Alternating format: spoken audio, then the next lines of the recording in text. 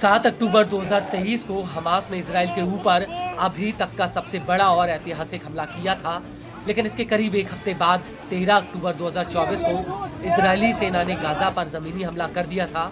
लेकिन इसके बाद ही मिडिल ईस्ट में यमन का हूती इकलौता था जो 2000 किलोमीटर की दूरी पर होने के बावजूद भी इजराइल पर हमले कर रहा था, और तब से लेकर अब तक हूती के हमले बदस्तूर जारी हैं।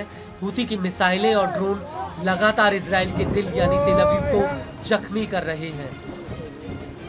लाल सागर से शुरू हुए हूती के हमलों ने अब इजराइल को चारों तरफ से घेर रखा है, और मौजूदा समय में हूती इजराइल को अपना रौद्र रूप दिखा रहा है।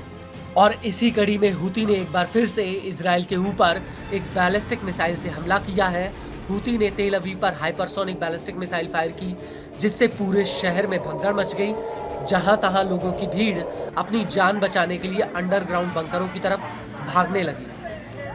इस हमले को लेकर टाइम्स ऑफ इजराइल का कहना है कि बम शेल्टर में भागने के लिए मची भगदड़ में 18 लोग घायल हो गए। पिछले 8 दिनों में हूती ने ये 5वीं बार बैलिस्टिक मिसाइल फायर की है। इस हमले की वजह से बेन गुरेन एयरपोर्ट पर विमानों की आवाजाही करीब 30 मिनट तक रोकनी पड़ गई। इसी दौरान यूरोप से 5 विमान आ रहे थे, जिन्हें एयरपोर्ट से दूर रहने की हिदायत तक दी गई। हालांकि इस हमले को लेकर आईडीएफ का कहना है कि यमन से दागी गई एक मिसाइल को इजराइल के हवाई क्षेत्र के बाहर ही इंटरसेप्ट कर लिया गया, लेकिन इंटरसेप्टर मिसाइलों का मलबा गिरने के खतरे को देखते हुए हवाई हमलों के सायरन बजने लगे थे। इस सब के बीच आपको ये भी बता दें कि हूती के इस हमले से पहले 26 दिसंबर 2024 को इजराइल ने यमन के हूती के कई ठिकानों पर हवाई हमले किए थे। इजराइल ने यमन के सना इंटरनेशनल एयरपोर्ट पर एक हवाई हमला किया था। जिस वक्त ये हमला हुआ उस वक्त WHO के मुखिया टेड्रोस गैब्रियासिस और उनके कई सहयोगी एयरपोर्ट पर मौजूद थे। इस हमले में उनके विमान के चालक दल में से एक सदस्य घायल हुआ, जबकि 2 लोगों की मौत हो गई। यह जानकारी UN न्यूज ने दी है। दरअसल जिस वक्त इजराइल ने एयरपोर्ट पर हमला किया उस वक्त WHO के प्रमुख यमन से उड़ान भरने की तैयारी में थे, और इजराइल की मिसाइलें उनके काफिले से महज कुछ ही दूरी पर आकर गिरी थी। और इसी दौरान हूती के मुखिया सैयद अब्दुल मलिक हूती भी अपना भाषण दे रहे थे।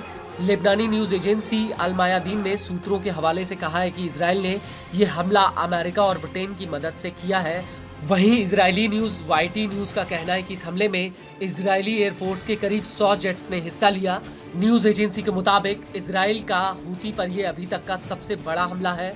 इस हमले में सना एयरपोर्ट का कंट्रोल टावर निष्क्रिय हो गया। इसके अलावा वहां खड़े कई विमानों को नुकसान हुआ। इस हमले को लेकर PM नेतन्याहू ने भी कहा कि जब तक हूती का निपटारा नहीं हो जाता तब तक हमले जारी रहेंगे।